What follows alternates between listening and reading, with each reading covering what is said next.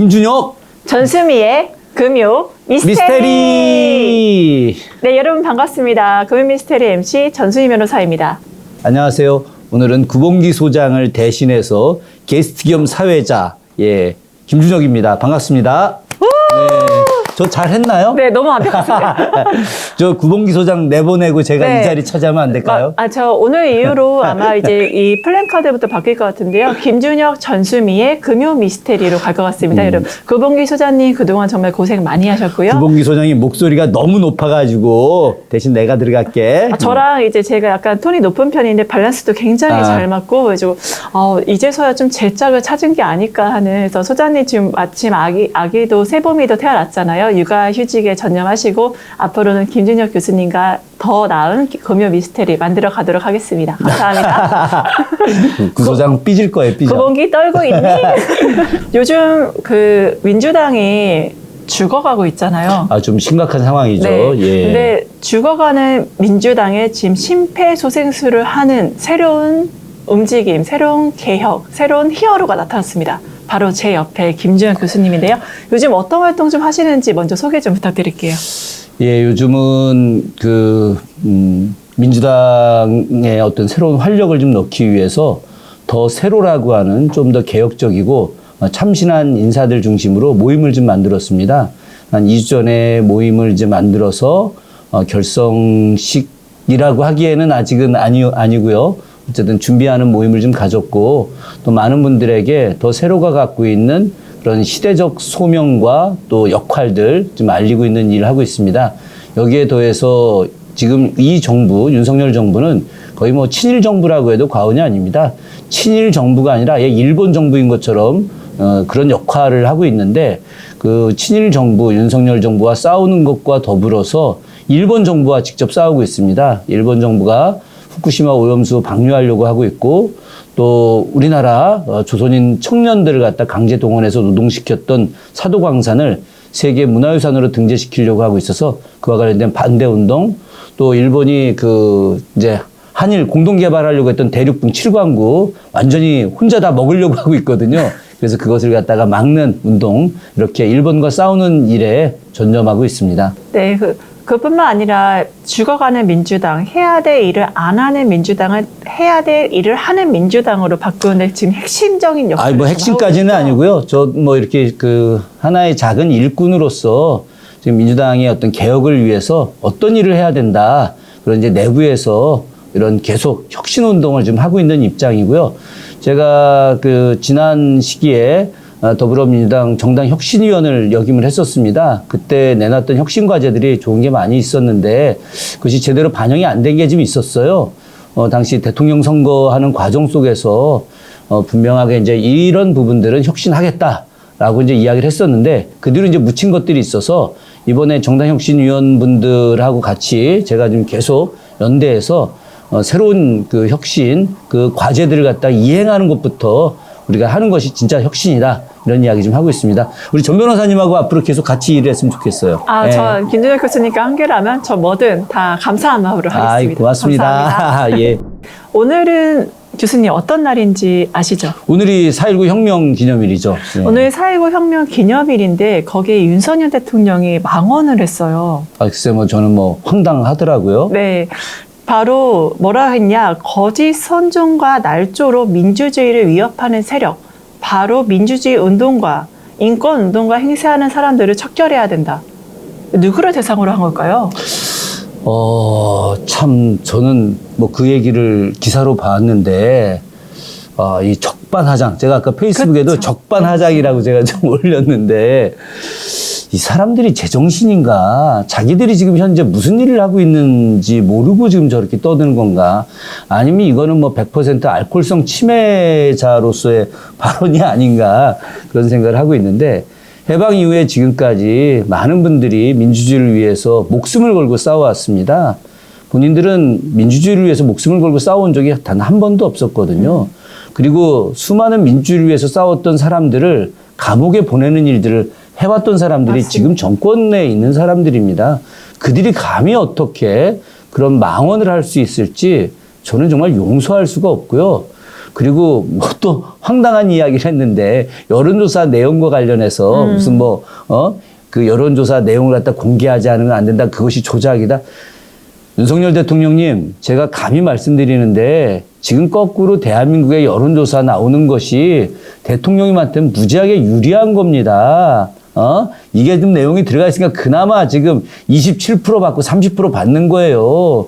미국에서 하는 여론조사 보통 17%, 19% 나오지 않습니까? 네. 그거는 너무 객관적으로 진행하기 때문에 그렇게 나오는데 그게 정확한 거예요. 그러니까 여론조사 조작해서 당신 잘 되고 있는 거 그거 아셔야 됩니다. 윤석열 정부 전에 지금 MB 정부랑 행태가 비슷하잖아요. 그렇죠. 보니까 두 가지 특징이 좀 있는 거. 첫 번째는 여론조사를 최대한 활용한다는 점. 두 번째는 국면 전환을 빠르게 한다는 점. 그래서 민주당이 뭔가 대처해야지 하는 순간 또 다시 국면이 바뀌고 이게 좀 특기인 것 같거든요. 그것이 이제 두 가지 이유인데 하나는 이명박 정부도 완전한 친일 정부였었습니다.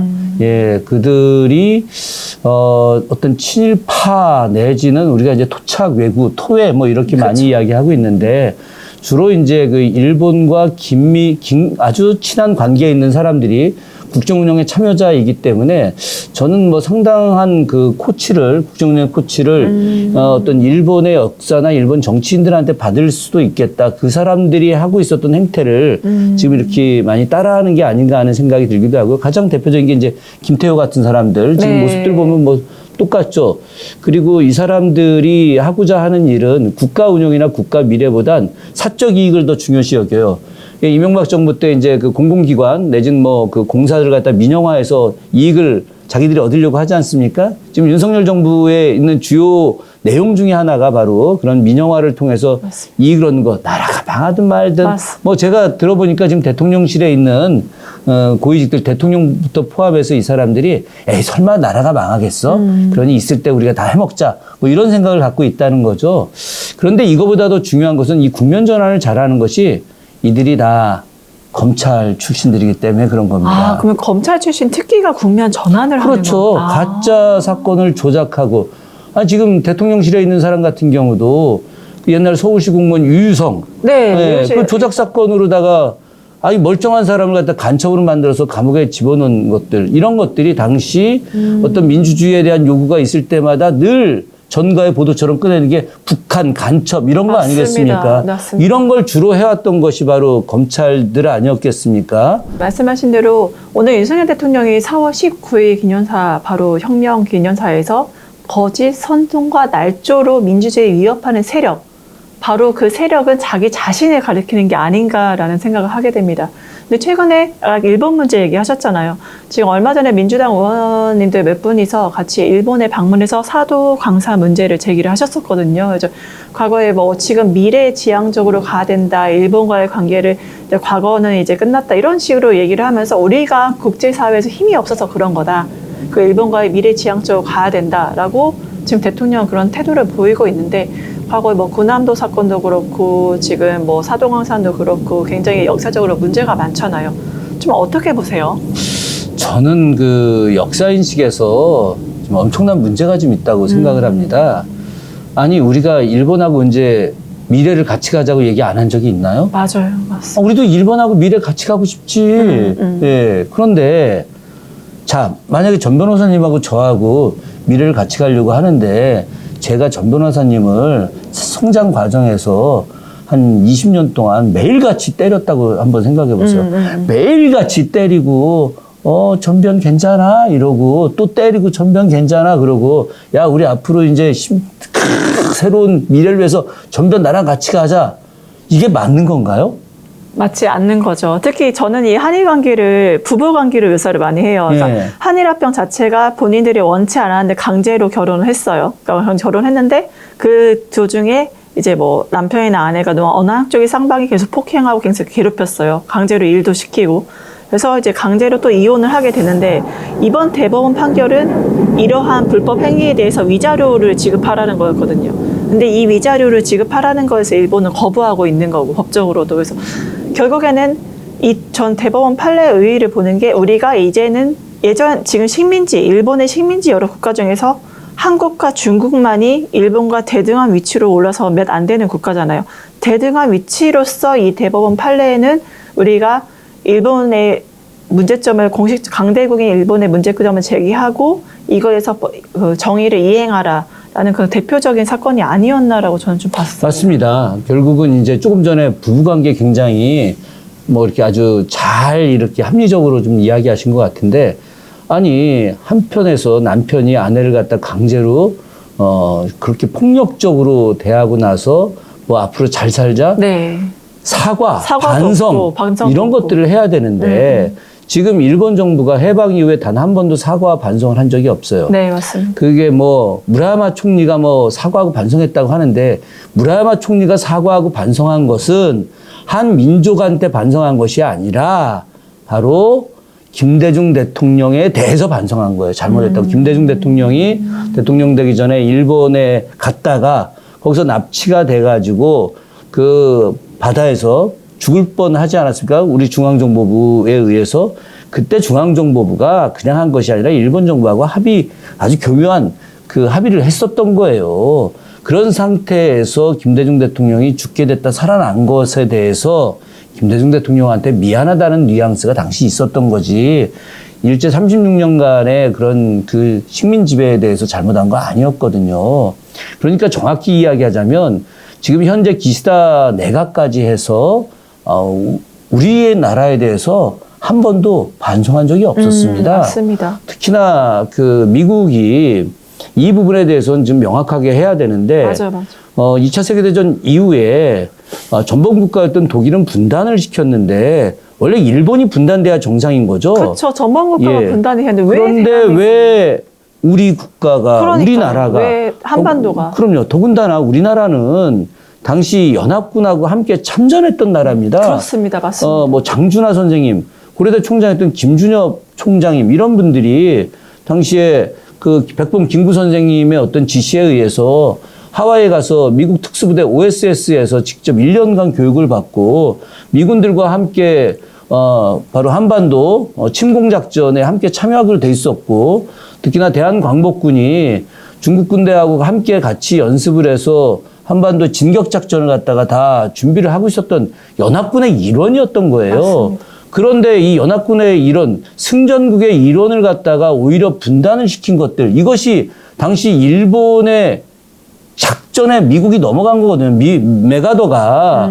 이 부분에 대해서도 명확하게 이야기를 해야 되는데, 이런 것에 대해서 전혀 반성과 사과 이런 것도 하고 있지 않고, 한국전쟁 기간에 망해간 일본이 얼마나 많은 경제적 이익을 얻었습니까? 그렇습니다. 맞습니다. 실제 일본의 어떤 경제적 이익이라고 하는 것이 대한민국을 통해서 이익을 얻게 된 건데, 그와 관련해서 오히려 감사해야 하지도 않으면서 지금 현재 이렇게 우리나라한테 무례하게 굴고, 이 무례하게 구는 것에 대해서 윤석열 정부가 더 옹호하고 대법원 판결까지도 다 망가뜨린 상태에서 맞습니다. 이렇게 일본 정부를 갖다가 옹호하고 제3자 대위 변제를 하겠다라고 하는 것들, 이거는 좀 더 냉정하게 이야기하면, 변호사님이니까 더 정확하게 아시겠지만 헌법을 부정하는 거니까 이거 탄핵감 아닙니까? 헌법, 대한민국 영토에 대해 수호 의무가 있고 민주공화국으로서 대통령의 기본 의무가 있는데, 이거는 명백한 헌법을 위반한 사안이죠. 그러니까 말씀하신 대로 탄핵감인 겁니다.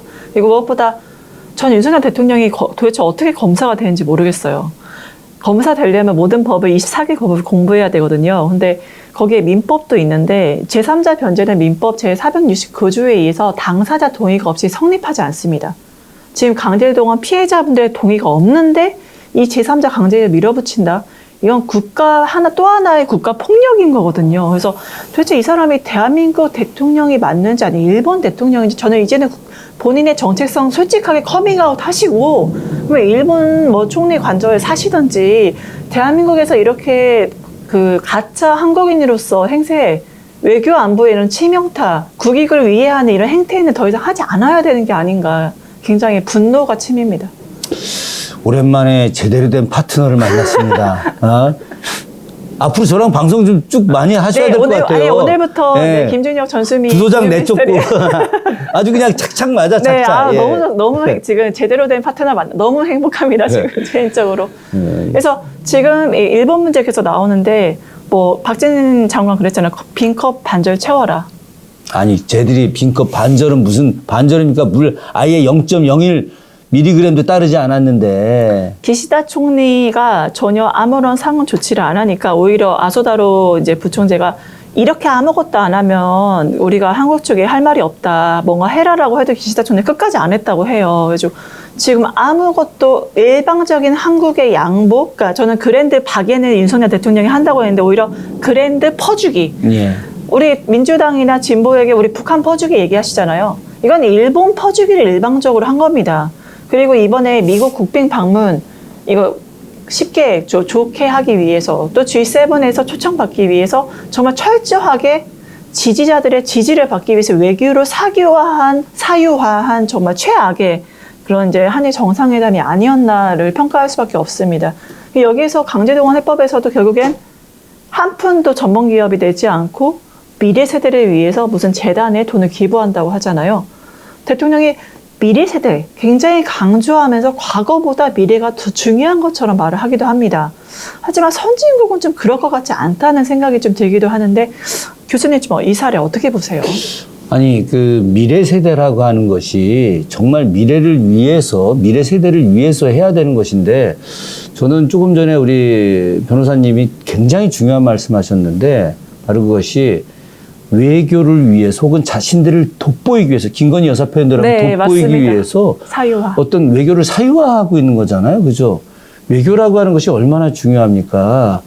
정부가 갖고 있어야 되는 세 가지가 하나가 바로 군대 통수권이 있어야 되는 거고 군대가 있어야 되는 것이고 하나가 외교 권한이 있어야 되는 것이고 세 번째가 바로 행정 권한인데 우리가 일제한테 나라 뺐을 때 일본이 제일 먼저 했던 것이 외교. 바로 외교였거든요. 맞습니다. 1905년 그게 바로 을사늑양 내용인데 네, 이 외교라고 하는 것이 국가 운영에 있어서 국가 통치에 있어서 3대 중요 내용인데 맞습니다. 이것을 갖다가 지금 소수의 대통령과 영부인이 자기들의 어떤 글쎄 뭐라고 할까 만족 혹은 뭐 과시가 되겠죠. 세계 인물들에 대해서 우리 G7에 초청됐다라고 하는 이런 과시를 위해서 외교를 갖다 사유하고 있는데 이런 상황에서 미래 세대에게 투자하는 것이 아니라 그 미래 세대가 지금 이렇게 외교를 사유화하고 국정 운영을 엉터리로 하는 사람들을 존경하지 않거든요. 그렇기 때문에 미래 세대가 오히려 존경하지 않는 사람들이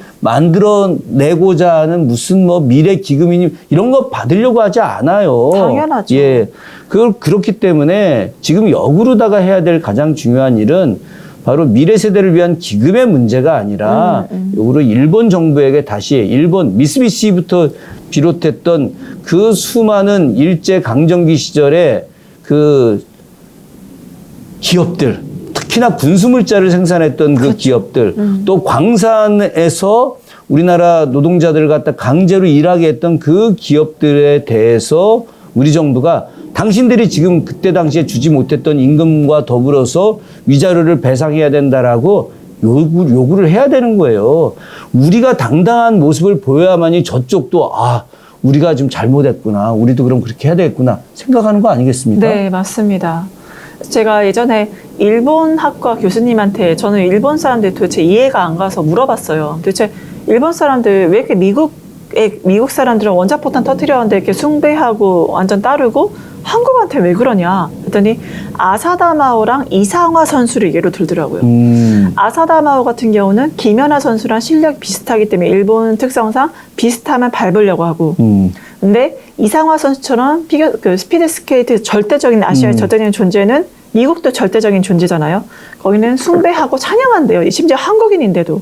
그래서 우리가 일본과의 협상을 할 때는 절대로 어떠한 약한 모습, 무조건 양보하는 모습 절대 좋지 않다라고 이제 말씀하신 게 저는 많이 이제 느꼈었거든요. 그분이 일본을 제대로 아시는 분이시네요. 네, 오랫동안 좀 일본에서 공부하셨던. 일본 문화의 특징 중에 하나가 그게 있습니다. 제가 오랫동안 저도 일본을 다니면서 어떤 일본인, 일본 사람들이 갖고 있는 것이 좀 크게 얘기하면 바로 자기보다 힘센 사람한테 무조건 굴종하는 것. 네네. 그것이 아주 오랫동안 그런 그 사무라이 정치 질서 속에서 나타난 부분들이고 또 하나는 이 가난한 서민들 같은 경우 일본은 거주 이전의 자유도 없었어요. 네. 우리 조선 같은 경우는 거주 이전 여행 이런 거 다 자유롭게 할 수 네, 있었거든요. 그쵸. 일본은 절대 불가능했었습니다. 예. 메이지 유신 이후에도 역시 마찬가지로 예, 그 한 지자체에서 다른 지자체로 이사도 못 가지만 그 여행도 못 가고 그리고 일본 사람들은 구역을 사는 사람들 구역을 딱 담으로 이렇게 나누어 넣어가지고 그 사람들이 다른 직업을 선택 자체도 못하게 만들었어요. 그러니까 뭐 일본 사람들이 뭐 10대, 20대 그러니까 뭐 이렇게 계속해서 똑같은 직업을 유지하고 장인정신 다 거짓말입니다.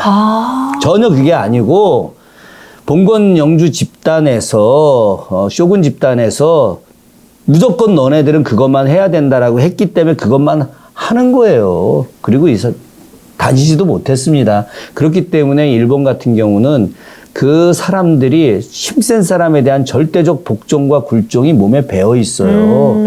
일본 사람들이 과도한 그런 이게 오랫동안 일본의 어떤 풍습 문화가 일본 사람에게 강한 자에게 굴복하고 약한 자를 철저하게 짓밟으려고 하는 이런 게 있었던 거죠. 그래서 일제강점기에 조선에 왔던 일본인들이 가장 빈민들을 보냅니다. 일본이. 가장 빈민들을 보내서 그 빈민들로 하여금 조선인들을 아주 압박하게 만드는 이 작전을 쓴 거예요. 비겁한 인간들입니다. 정말 일본의 특성, 역시 역사학자이시고 정말 통속적으로, 근데 시계열적으로 일본에 대해서 입체적으로 역시 최고 전문가분이 아니시고 제가 오히려 지금 배우고 있어서 굉장히 많이 행복합니다. 제가 얼마 전에 일본 기자를 만났는데 그 후쿠오카 여행을 휴가로 갔다 왔대요. 근데 후쿠오카에 계신 분 중에 4명 중에 1명이 한국인이었다는 거예요. 그렇죠. 그러니까 밥을 먹는데 다 한국말만 들린다는 거예요. 저한테 얘기하면서 다 10대, 20대라는 걸 얘기하면서 뭐라고 하시냐면 봐라, 한국의 미래 세대들, 젊은 세대들 일본이 좋으니까 여행 오고 일본에서 음식 즐기고 여행하는 거 아니냐. 그러니까 그게 미래 세대가는 역사에 별로 관심이 없는 거고 이렇게 일본 문화를 즐기는 게 아니냐라고 얘기를 하더라고요. 좀 어떻게 보셨어요? 그거는 뭐 사실 전혀 아니고 우리나라 지금 이제 청년들이 세계를 바라보기 위해서 좀 더 많은 여행을 지금 하고 있거든요. 저도 지금 여행을 많이 하라고 좀 권장하고 있는데 지금 달러는 지금 환율이 좀 높아졌잖아요. 네네네. 근데 일본은 뭐 갔거나 좀 떨어졌어요. 엔화가 낮죠. 네. 그렇기 때문에 일본 가면 돈 쓰기가 좀 좋잖아요. 그 말씀 맞는 게 그 기자가 그 다음 말이 굉장히 얼굴이 빨개지면서 뭐라고 하는지 아세요? 그러니까 택시를 탔대요. 일본 택시기사분들은 좀 나이가 60, 70대 어르신인데 하는 말이 기자님 제가 이런 일이 있었어요 라고 해요. 한국의 10대 아이들이 딱 10대로 보이는 아이 탔는데 어떻게 일본 여행 오셨어요? 라고 물어봐 택시기사가. 그러니까 싸니까. 네. 한국 제주도보다 싸서요. 네. 그렇게 얘기했다는 그럼요. 거예요. 사실이에요. 근데 그 택시기사는 아시지만 60대면 예전의 후진국 한국의 모습을 기억하시는 분이잖아요. 그러니까 그 말이 굉장히 모욕적이고 수치스럽게 들렸다는 거예요. 본인 입장에서는. 그것도 한국의 젊은 청년이 싸니까 일본 왔다. 그러니까 일본이 너무 매력적이고 음식도 많이 맛있고 사람도 친절해요. 이게 아니라 싸서요. 지금 정확한 겁니다. 제가 얘기하잖아요. 싸니까 간 거예요. 실제로 지금 제주도 여행하는 것보다 일본 후쿠오카 여행을 하는 거나 오사카 여행하는 게 훨씬 더 싸요. 지금. 그렇기 때문에 가는 거지. 지금 제주도 물가가 너무 비싸고 또 이제 제주도는 언제든지 갈 수 있는 거고 그러니까 뭐 일본 여행 지금 하고 있고 요즘 젊은 친구들이 일본만 가는 거 아니라 그쵸. 동남아 굉장히 많이 갑니다. 그리고 대만 굉장히 많이 가고요. 맞아요. 제가 그 대만 여행 갔었을 때 우리나라 대학생들이 제가 간데 쭉 다 모여서 같이 있다가 그래서 제가 다 같이 온 줄 알고 어느 학교에서 왔어요? 이렇게 물어봤더니 저희들 여기 와서 만났는데요. 이따 저녁 때 다 또 흩어져서 다 갈 겁니다. 그리고 제가 또 이제 다른 데 갔더니 거기 또 다른 도시에 거기서 또 만나고 그랬는데 저는 그 일본 사람들이 좀 착각하는 게 있습니다. 우리나라 젊은이들이 일본에 대해서 동경하고 또 맞아요. 일본을 그리워서 가는 거 맞아요. 전혀 아닙니다. 착각하지 마시고요. 지금 역으로다가 일본은 지금 이렇게 표현하면은 일본 사람들이 어떻게 들을지 모르겠지만 일본은 망해가는 나라입니다.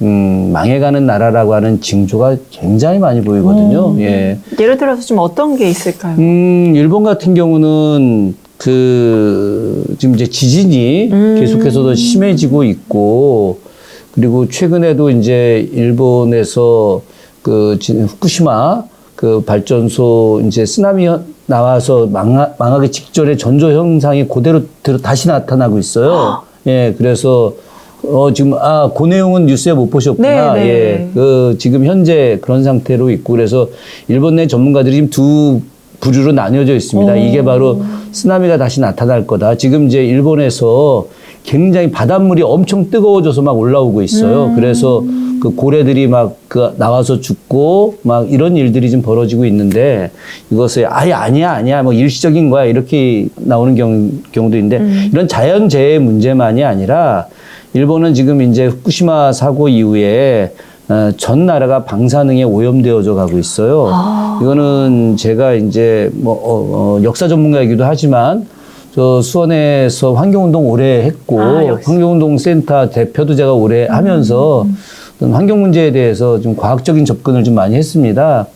방사능의 어떤 그 오염치가 계속 가중되면서 일본 내에 이제 여러 문제들이 발생을 하고 있고, 질병 환자들도 늘어나고 있고, 또 그래서 일본인들도 알아요. 그래서 일본인들도 역시 아기들을 잘 안 낳으려고 하고 있습니다. 그래서 출산율이 굉장히 떨어져 가고 있습니다.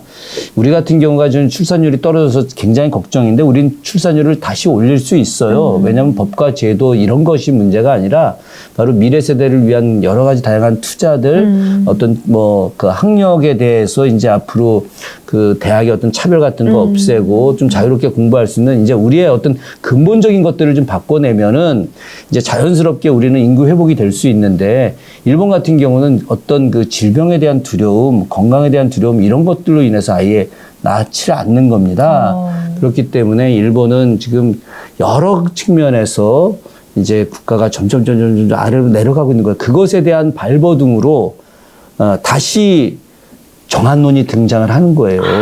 일본이 가장 어려운 시기가 됐을 때, 일본을 회복시키기 위해서 조선을 정벌해야 된다. 이 정한론이 그때마다 나타나는 거고. 후쿠자 유키치 일만엔 그 주인공이 타라론 정한론 주장이. 그렇죠. 네. 근데 후쿠자보다도 더 센 게 이제 요시다 쇼인인데. 그쵸. 요시다 쇼인의 어떤 공부방이었던 제자를 가르쳤던 송하 촌숙이라고 하는 소나무 아래에 있었던 작은 마을의 기숙사, 이게 송하 촌숙인데, 이것을 세계 문화유산으로까지 등재를 시켰어요, 일본이. 왜 그러냐?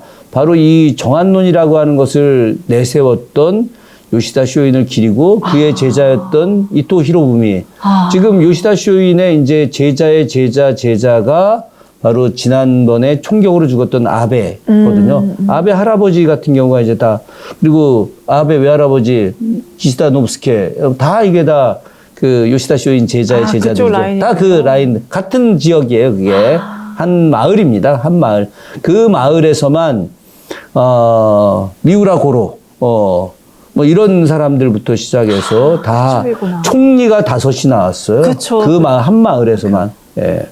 그게 바로 정한론으로 대표되는 내용들이고, 지금도 역시 마찬가지로 일본이 그 정한론을 통해서 일본을 다시 회복시키려고 하고 있는 건데, 여기에 윤석열 정부가 철저하게 이용당하고 있는 거예요. 네, 대륙으로 나아가기 위한 발판으로서 정말 팬티까지 벗어주는 사태가 지금 우리 보고 있습니다. 얼마 전에 잘 아시지만 G7이 공동 입장을 내놨잖아요. 그래서 일본의 환경부 장관이 뭔가 말장난을 치려다가 그게 잘 안 됐죠. 독일의 환경부 장관이 오염수 방류에 대해서는 환영을 못한다라고 명시를 했고, 해당 내용이 그래서 공동선언문에 담기지 않았었습니다. 그렇죠. 저는 후쿠시마 오염수 방류 문제는 인류의 문제입니다. 네, 맞습니다. 지금 이제 지금 우리나라 국민들은 왜 후쿠시마 발전소 오염수를 갖다 방류하려고 하는지에 대해서 잘 이해를 못 하시는 게 있는데, 그렇죠. 왜 우리나라는 그런 것들이 다 국영기업이거든요. 그렇기 때문에 국가가 이제 이렇게 운영하고 통제할 수 있는 부분이 있는데, 일본은 도쿄전력이라고 하는 사기업이 하고 있는 거예요. 그러다 보니까 도쿄전력이 후쿠시마 오염수를 갖다 보관하는 것들, 용기 자체도 엉망이고, 그리고 그 지역도 역시 잘못되어 있는데, 그거를 계속 나오게 되면 돈만 들이면 되는 거예요. 그걸 급속 냉동시켜가지고 보관하면 되거든요. 그런데 도쿄전력이 사기업이잖아요. 예, 사기업인데 얘네들이 자꾸 개인들 돈 들어가는 게 아깝고 그리고 이 사기업이 이제 수많은 정치 자금을 지금 이제 일본에 있는 그 현재 여당한테 뿌려대는 거겠죠. 그러다 보니까 이 돈 많은 사람들은 나라가 오염돼도 그냥 다른 나라 가서 잘 살 수 있어요. 그리고 깨끗한 물 먹을 수 있고 회 이런 거 바다에 있는 거 안 먹어요. 그 육지에서 깨끗한 물로다가 고기 잘 키워가지고 그런 거 잡아먹고 하면 다 되거든요. 지금 우리나라도 이제 회 양식장이 바다에 있는 게 아니라 육지에서 만들고 막 다 합니다. 예. 경기도 평택에도 있어요. 예. 근데 제가 이런 얘기하면 믿으실는지 모르겠지만 6.25 때 우리나라 사람들 중에 돈 많은 사람들, 친일파 출신들 그 사람들 비행기 타고 홍콩 가서 피난가 있었어요. 예. 상상이 안 가죠? 네. 근데 다 그렇게 돈 많은 사람들이 왜 전쟁 나 있는 이 한국에 이러고 있어요? 안전한 나라에 가서 행복하게 잘 먹고 호의호식하면 되는 거지. 바로 도쿄전력이라고 하는 사기업이 자신들의 어떤 기업의 돈이 너무 많이 들어가니까 그래서 일본 정부를 압박하고 일본 정부에 있는 강요들 혹은 정치인들이 도쿄전력한테 돈 얼마나 많이 받았겠습니까? 그러니까 그들에 의해서 움직여지는 거거든요. 그렇게 되면 그 오염수를 방류를 해. 방류를 하면 일본 전체 국민들도 심각한 문제가 생기는 거거든요. 이 재벌들은 말이죠. 국민들이 죽는지 사는지 별로 관심 없습니다. 지들만 잘 살면 되거든요. 그래서 그런 문제를 갖다가 참 다행스럽게 G7에서 네. 과감하게 딱 막아준 것들. 어찌 보면은 사실 독일이 굉장히 합리적인 나라 아닙니까? 네, 2차 세계대전에 전범국이긴 했지만 그들이 바로 나치 정부의 잘못된 점을 분명하게 반성하고 그 속에서 더 이상 세계 평화에 어긋나는 일을 하지 않으려고 하는 노력들, 전 이런 점 배워야 된다고 저는 생각을 합니다. 일본이 철저하게 그런 독일과 비교를 많이 하잖아요. 그 사과의 태도를 배웠으면 좋겠는데 전혀 이제 배우지 않고 있죠. 그런 것들이 되게 안타깝고 일본은 사과를 여러 번 했다고 하는데 우리 쪽에서는 그 사과가 진정한 사과가 아니다. 그러면 진정한 사과의 데피니션이 뭐냐, 정의가 뭐냐? 라고 했을 때 말과 행동이 일치하는 거다. 저는 이제 그렇게 얘기를 하고 있거든요. 말로만 사과하는 게 아니라 행동으로 야스쿠니 신사 총리 재임 시에는 참배하지 않고 교과서에 역사 왜곡 쓰지 않고 그다음에 나중에 독도 문제에 대해서 그런 외무성 담화 발표하지 않고 적어도 말과 행동이 일치할 때 진정한 사과를 받아들일 수 있고 너희가 얘기하는 미래를 논할 수 있다라고 지금 얘기를 할 수밖에 없지 않을까 싶습니다. 아니 어쩜 이렇게 정확하고 나 이렇게 똑똑한 사람 근자에 처음 봤네. 네, 이쪽에 관심이 많아서 열심히 공부하고 있습니다. 아니 우리 전 변호사님 말씀이 너무 가슴에 와닿는 것이 우리가 이제 그런 말 하지 않습니까? 지행합일. 네, 아는 맞습니다. 것과 행하는 것이 같아야 된다. 이게 이제 예전 우리 조선시대 때 양명학 공부했던 분들 또 이분들이 이제 그 이후에 굉장히 많은 탄압을 받았는데 어떤 노론이라고 하는 주자 도통주의 학자들에 의해서 탄압을 많이 받았죠. 왜 이빨로 떠드는 사람들하고 아는 것을 실천하려고 하는 사람들하고 다르고 이 양명학 한 그 사람들이 다 독립운동가로 다 활동을 하지 않았겠습니까? 마찬가지로 일본 내에서 만약에 진정한 사과를 하려면 지금처럼 야스쿠니 신사 같은데 가지 말아야 되는 거예요. 야스쿠니 신사가 왜 문제가 되느냐? 야스쿠니 신사에 배양된 사람이 바로 요시다 쇼인이고 요시다 쇼인의 제자들이고 그리고 2차 세계대전의 전범들이 다 야스쿠니 신사에 있는 겁니다.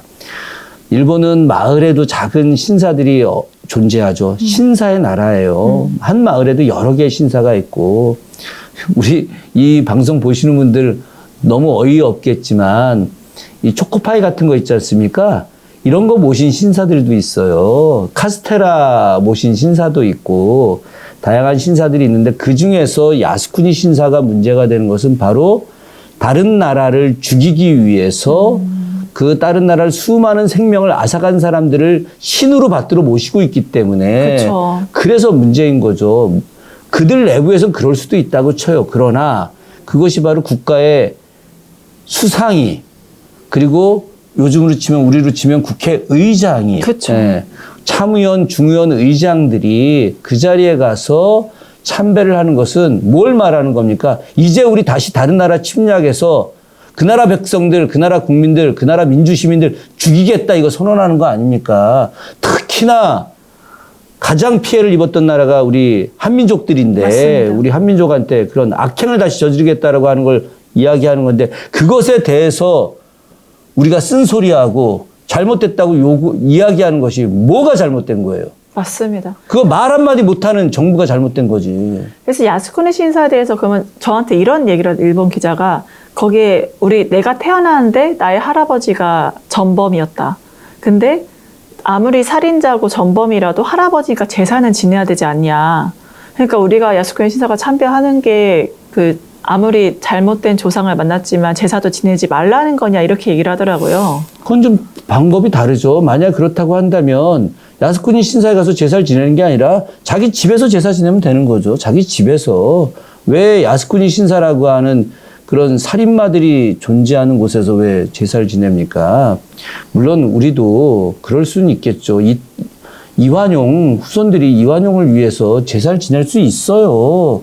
그렇지만 그 이완용을 갖다가 아주 헌신적으로 위대한 인물이라고 배양해 놓은 그런 사당에서 제사를 지낸다? 그건 있을 수 없는 일인 거죠. 그 후손들도 그렇게 하지 않으려고 하는 것이고. 그래서 일본이 결국엔 진정한 사과나 진정한 그런 태도를 보인다면 우선 총리 재임 시나 총리 재임 시나 정치인들은 절대 방문을 해서는 안 돼. 너무 상징적 의미가 크니까.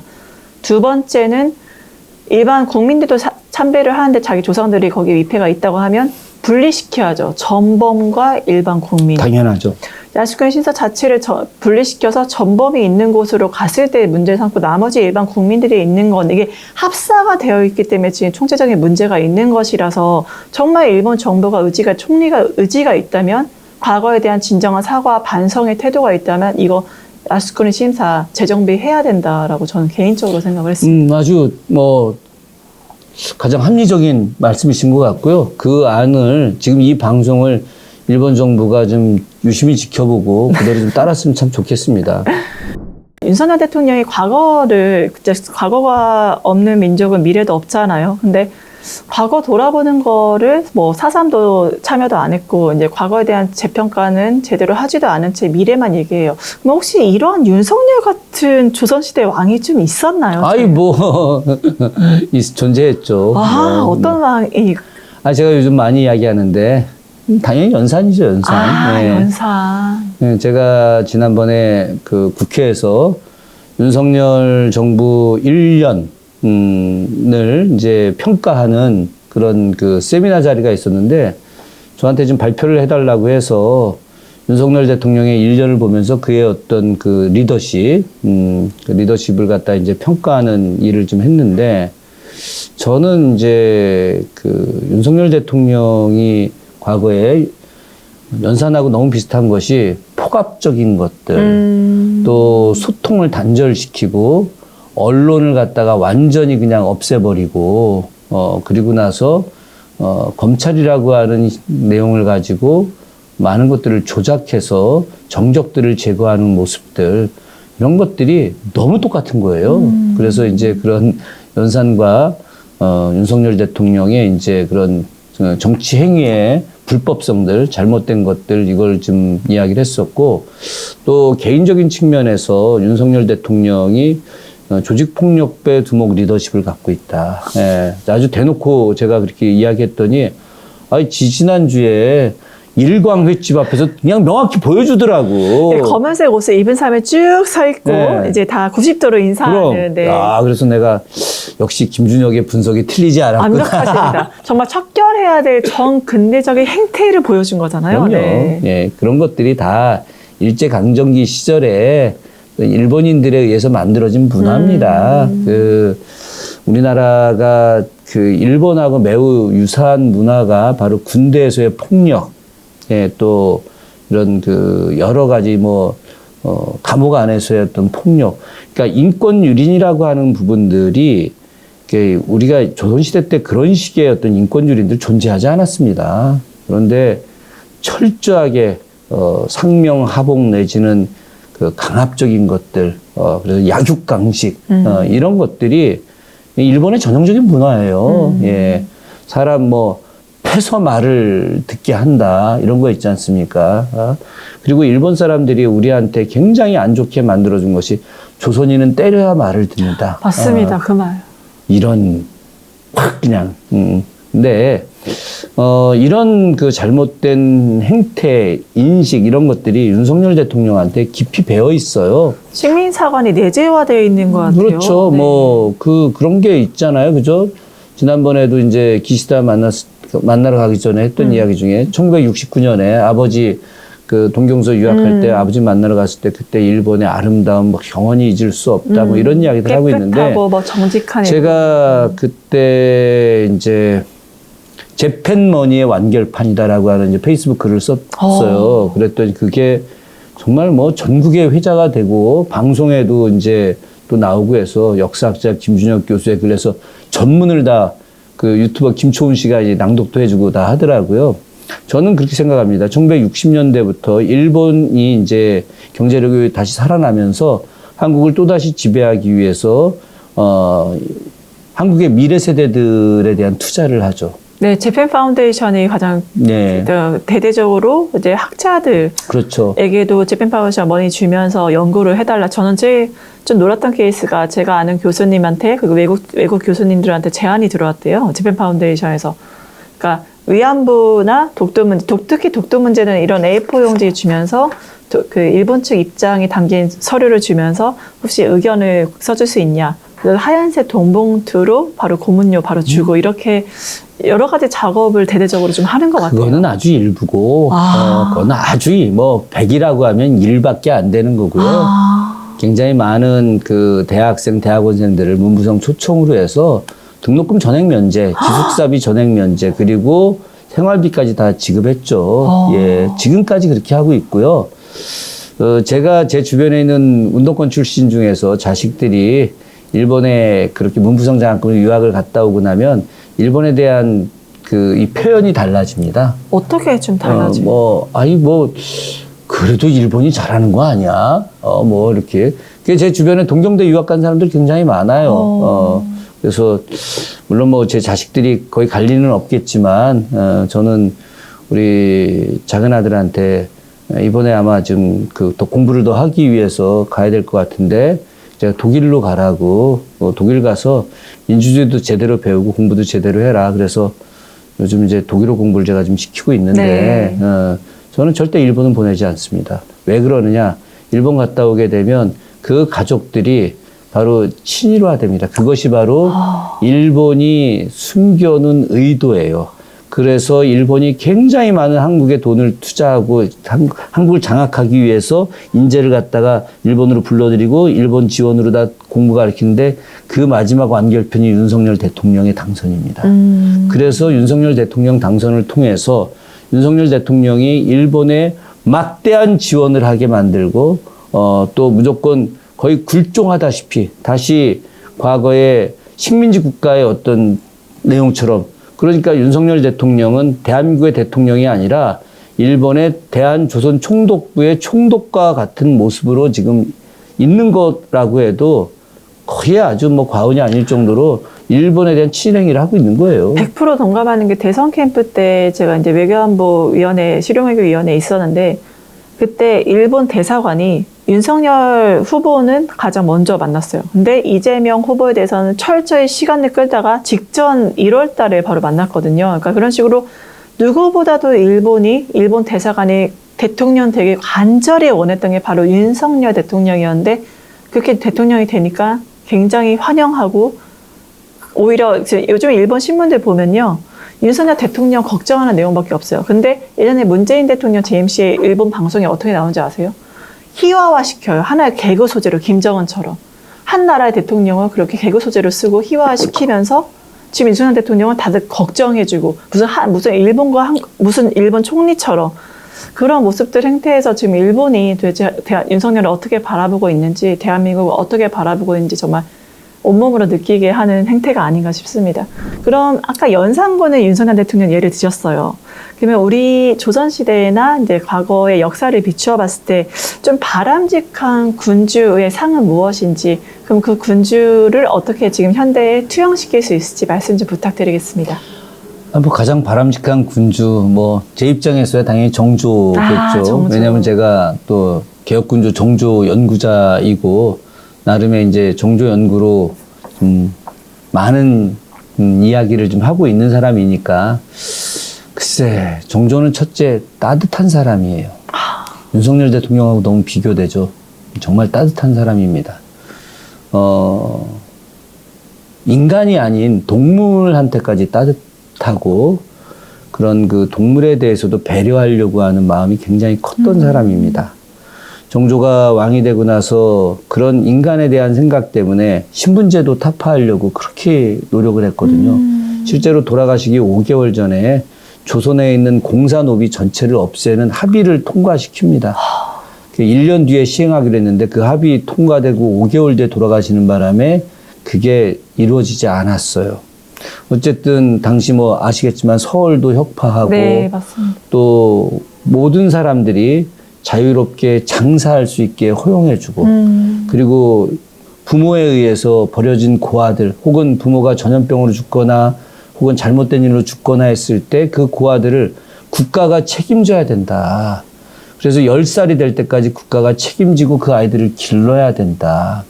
그리고 토지 없는 백성들을 갖다가 토지를 나눠줄 수 있는 국가 시스템을 만들어내는 거예요. 정부가 토지를 대규모로 개간을 해서 그 속에서 백성들을 부르고 요즘으로 치면 임대주택 다 만들어서 제공하고 농기구 제공해주고 이렇게 해서 사람들이 안정되게 살아갈 수 있는 기반을 마련해주죠. 불합리한 제도를 없애고 합리적으로 만들고 권력기관들을 없애는 거예요. 예.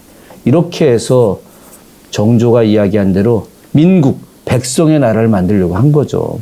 저는 그런 측면에서 봤을 때 우리가 지금 가장 필요로 하는 리더십은 역시 정조에게서 배워야 될 리더십이다. 왜? 세종하고 정조하고 다른 것은 세종은 아버지가 모든 것들을 다 안정되게 해놨었거든요. 정조는 굉장히 혼란기의 왕이 됐던 사람이었기 때문에 지금이 굉장히 어려운 혼란기, 또 대외관계에서도 굉장히 혼란기거든요. 이런 혼란기에 정조처럼 현명하게 대처하는 방식을 갖다가 잘 우리가 21세기 대한민국에 적용시킨다면 그야말로 이 위기를 극복해 나갈 수 있을 거라고 저는 생각을 합니다.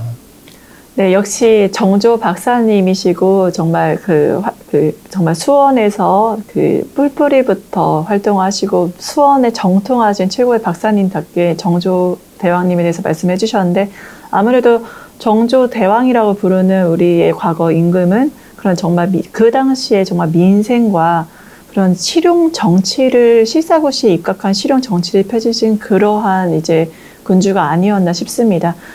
정조 박사시기 때문에 정말 실용 정치, 민생을 위한 정치를 하실 수 있는 분이 저는 김준혁 교수님이라고 감히 이렇게 생각을 하는데 마지막으로 좀 저희 방송을 보시는 우리 당원분들, 이제 경기도당 당원분들에게 한 말씀 좀 부탁드립니다. 예, 제가 얼마 전에 우리 임종성 경기도당 위원장님과의 어떤 인연과 또 제가 지역에서 하고 있는 활동 덕분인지 모르겠지만 경기도당 대변인으로 다시 활동을 하게 됐습니다. 앞으로 제가 경기도 우리 민주당의 입장을 이렇게 당원들의 목소리를 낼 수 있는 일에 최선을 다하려고 노력을 하고 있는데요.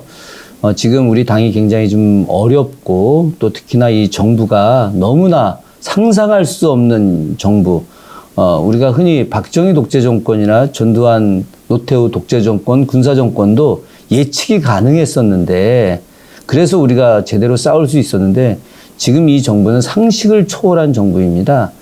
그렇기 때문에 우리가 더 싸우기가 어려울 수 있거든요.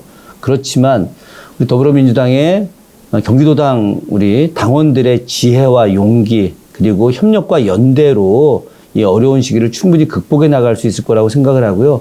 저도 그렇고 우리 전수위 변호사님, 우리 전수위 변호사님하고 같은 아주 중요한 분들이 또 역할할 수 있는 분들이 함께 열심히 싸워서 반드시 좋은 세상 만들고 내년 총선 이기고 또 정권 교체 해서 진짜 민주주의 세상 만드는 데 역할을 하겠습니다. 네, 지금까지 그 금요 미스테리 함께 해주신 김준혁 교수님께 감사드리고 시청해주신 여러분들 감사드립니다. 다음 주에는 이제 우일정 교수님 모시고서 저희 이제 금요 미스테리 진행하겠습니다. 오늘 소감이 어떠세요? 너무 좋고요. 이렇게 좀 제대로 이야기할 수 있는 자리가 있어서 좋고 또 우리 전 변호사님이 원체 해박한 지식을 갖고 있고 네. 경험도 많고 해안이 있으셔가지고 저는 오늘 대화 나누는 것이 너무 좋았습니다. 앞으로 뭐 시간 되실 때 가끔가다 불러주시면 좋겠습니다. 제가 오늘도 너무 가르침에 행복했고 제가 더 많은 가르침 받도록 하겠습니다. 오늘 자리해 주셔서 감사합니다. 예. 네.